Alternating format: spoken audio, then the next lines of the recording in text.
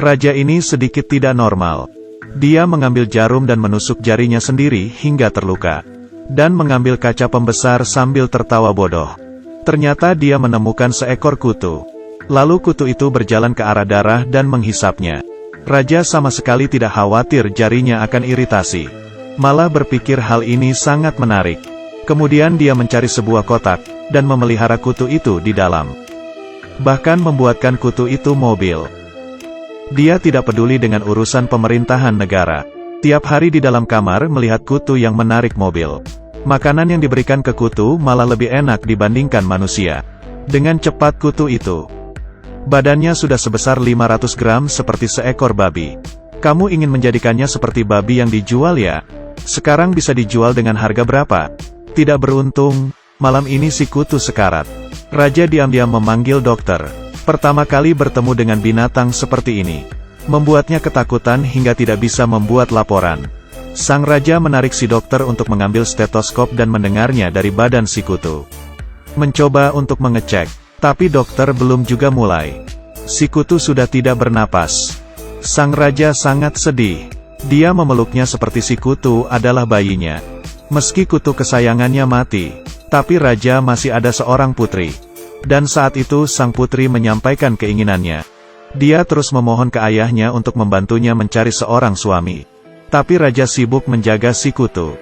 Ia tidak memedulikan hal yang lain. Dan si kutu sudah mati.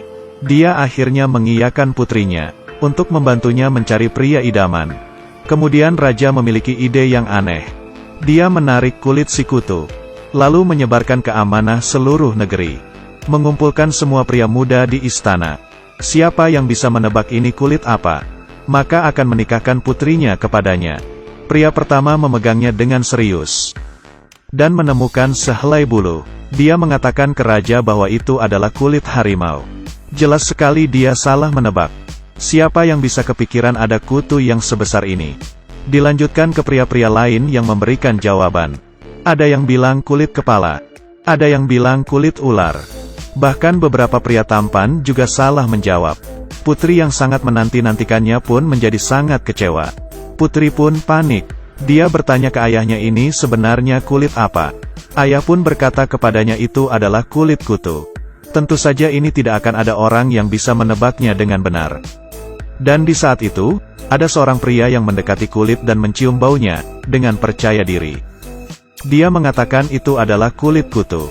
Ternyata pria ini adalah orang hidup di alam liar. Jawabannya itu membuat raja yang mendengarnya pun gembira. Meski sang putri merasa jijik, tetapi demi martabat ayahnya, dia tetap harus pergi dengan pria itu pulang. Putri bersama pria itu masuk ke Haten, dan sampai di lembah yang suram. Dalam perjalanan melintasi pegunungan, mereka beberapa kali hampir jatuh dari tebing. Melewatinya dengan susah, akhirnya sampai di sebuah gua. Melihat gua yang kotor, dan tanah penuh dengan tulang tengkorak. Dia yang telah dimanjakan sejak kecil. Mana bisa menerima kehidupan seperti ini? Juga tidak tahu hari itu bisa dimakan sama pria itu apa tidak.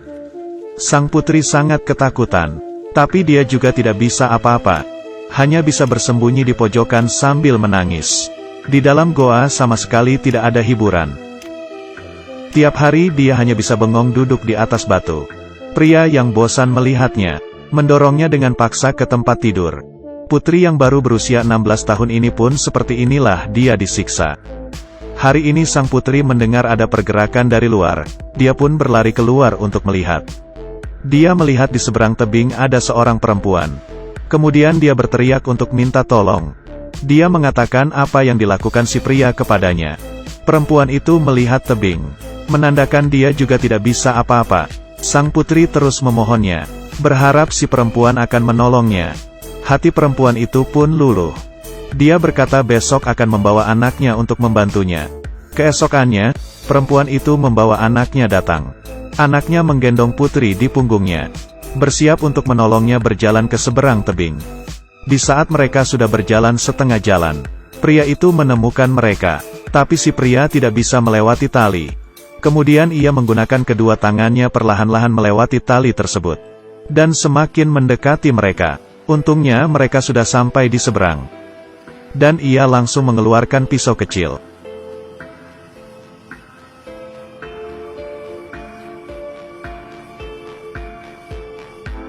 dan memotong tali itu sehingga pria terjatuh. Putri akhirnya diselamatkan. Mereka naik kereta kuda bersiap untuk mengantarnya kembali ke istana. Sang putri akhirnya bisa memperlihatkan tawanya. Tapi tidak lama kemudian, pria itu tiba-tiba muncul, dan langsung menyerang. Dia terus memukul, membuat orang-orang ini berteriak. Inilah nasib anak muda yang tidak bisa bela diri. Putri dengan panik mengambil pisau dan lompat dari kereta kuda. Mereka bertiga kabur dan bersembunyi di samping gundukan. Si pria terus mengejar mereka.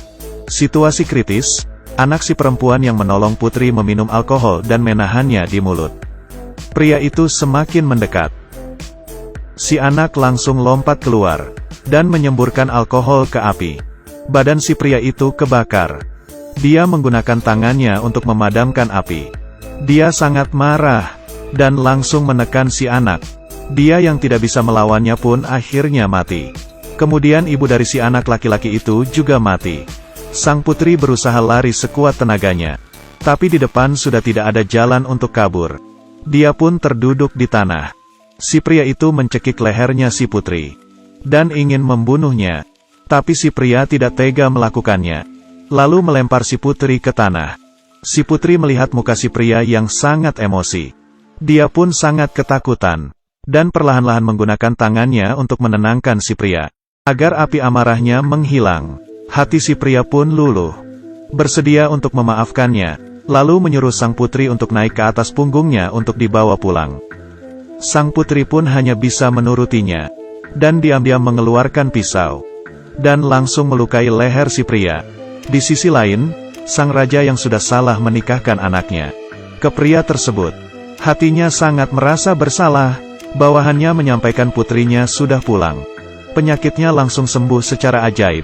Sang putri masuk ke istana dengan membawa kepala si pria, dan berkata ke ayahnya, "Inilah pria yang kamu pilihkan untuk aku.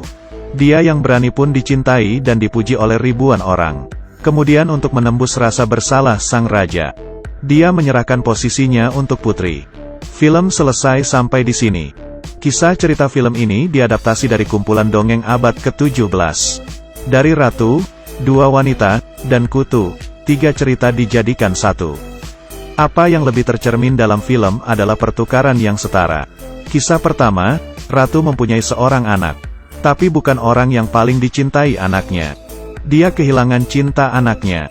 Kisah kedua, kakak mendapatkan posisi ratu, tapi pada akhirnya tidak hanya kehilangan mukanya yang cantik, tapi juga kehilangan adiknya sendiri. Kisah ketiga, sang putri kehilangan pria yang dicintainya, dan digantikan dengan posisi ratu. Di beranda bisa melihat 2 kisah yang lainnya. Ya sudah, film hari ini sampai di sini. Aku adalah Bao Zage. Ketemu lagi di selanjutnya.